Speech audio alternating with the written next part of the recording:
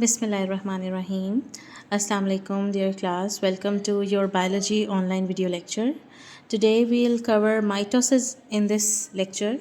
आप लोगों ने पिछले लेक्चर्स में ये पढ़ा हुआ होगा कि सेल क्या है, माइटोसिस क्या है, सेल कौन कौन सी फेजेस में जाता है, सेल रिप्रोडक्शन क्या होती है. आज हम इसका सब का रिव्यू करेंगे और माइटोसिस को डिटेल से डिस्कस करेंगे.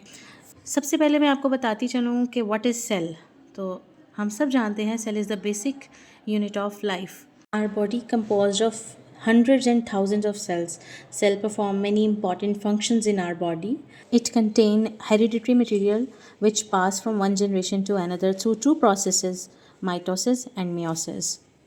Students, cell reproduction is a fundamental process that creates life.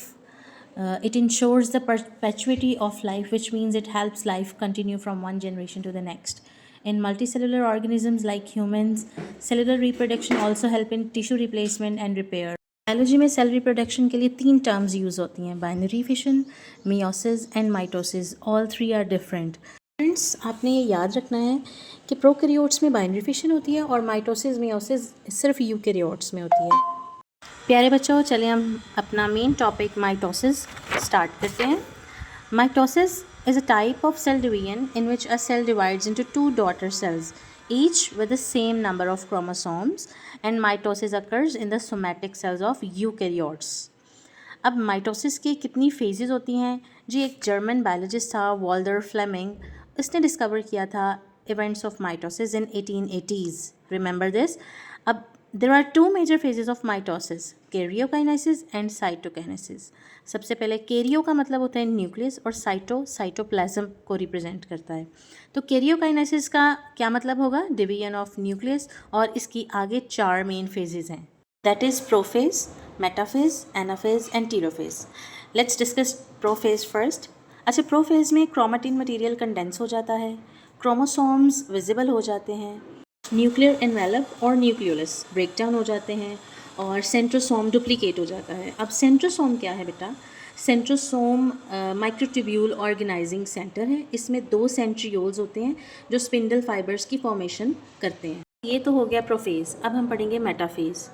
Metaphase में स्पिंडल फाइबर्स जो प्रोफेज में बने होते हैं वो क्रोमोसोम्स के साथ बाइंड करना स्टार्ट कर देते हैं.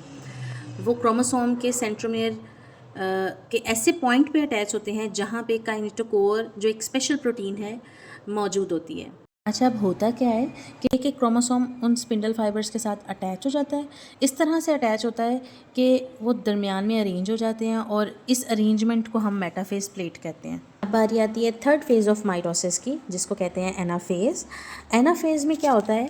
स्पिंडल फाइबर्स जिन्होंने क्रोमोसोम्स को अटैच किया था अपने साथ, वो उनको इतनी ज़ोर से खींचते हैं अपनी तरफ कि उनके क्रोमेटिड सेपरेट हो जाते हैं और डिफरेंट फोल्ड्स की तरफ मूव करना स्टार्ट हो जाते हैं. अब बच्चों, एनाफेज जो है ये क्रूशियल रैपिड स्टेज है सेल डिवीजन की, जिसमें जो डुप्लीकेट जेनेटिक मटेरियल होता है वो सेपरेट होता है. ठीक है, और इसी की वजह से नंबर ऑफ़ क्रोमोसोम्स अगली जनरेशन में मेंटेन रहता है. अब बारी आती है टीलोफेज की. डियर स्टूडेंट्स, टीलोफेज और प्रोफेज 2 ऑपोजिट फेजेस हैं. टीलोफेज में वो काम होते हैं जो प्रोफेज के उलट होते हैं. जैसे प्रोफेज में न्यूक्लियर एनवेलप ख़त्म हुई थी, यहाँ पे रीजनरेट होती है. न्यूक्लियर एनवेलप बन जाती है, न्यूक्लियोलस बन जाता है, क्रोमोसोम्स जो है वो क्रोमेटिन में अनफोल्ड हो जाता है. फर्क सिर्फ इतना है कि सब काम 2 सेल्स के लिए होता है. यानी अगर न्यूक्लियर एनवेलप बन रही है तो 2 सेल्स के लिए सेपरेट न्यूक्लियर एनवेलप्स बनती हैं. टीलोफेज के बाद बारी आती है साइटोकाइनेसिस की. साइटोकाइनेसिस में साइटोप्लाज्म की डिवीजन होती है. अच्छा, अब यहाँ पे क्या होता है? माइक्रोफिलामेंट्स जो हैं वो सेंटर में ऐसे अरेंज होते हैं और वो कंट्रैक्ट होना शुरू हो जाते हैं. कॉन्ट्रैक्शन के नतीजे में एक फ़रो घड़ा सा प्रोड्यूस होता है, पिंच हो जाता है, जिसकी वजह से 2 सेल्स सेपरेट हो जाते हैं. अच्छा, अब ये तो बात हो गई एनिमल सेल की. प्लांट सेल में क्योंकि सेंट्रियोल्स नहीं होते, सेंट्रोसोम नहीं होता, तो ये काम कौन करता है? गोल्जी अपरेटस करता है. गोल्जी अपरेटस क्या करता है? अपने वेजिकल्स को मूव कराता है दरमियान में और एक प्लेट प्रोड्यूस कराता है जिसे हम फ्रेगमोप्लास्ट कहते हैं. ये जो प्लेट है ये बाहर की तरफ मूव करती है और मेम्ब्रेन को फ्यूज़ करती है, जिसकी वजह से 2 डॉटर सेल्स प्रोड्यूस हो जाते हैं. इस तरह माइटोसिस कम्स टू एंड और फिर हर डॉटर सेल दोबारा तैयार होता है इंटरफेज में जाने के लिए, जहाँ वो अपने आप को प्रिपेयर करता है रिप्रोडक्शन के लिए, अपने डीएनए को डुप्लीकेट करता है ताकि इसी तरह साइकिल चलता रहे। आई होप स्टूडेंट्स आपको माइटोसिस में कोई कन्फ्यूजन नहीं रह गई होगी, आपको अच्छे से समझ आया होगा। You must learn this topic from your book.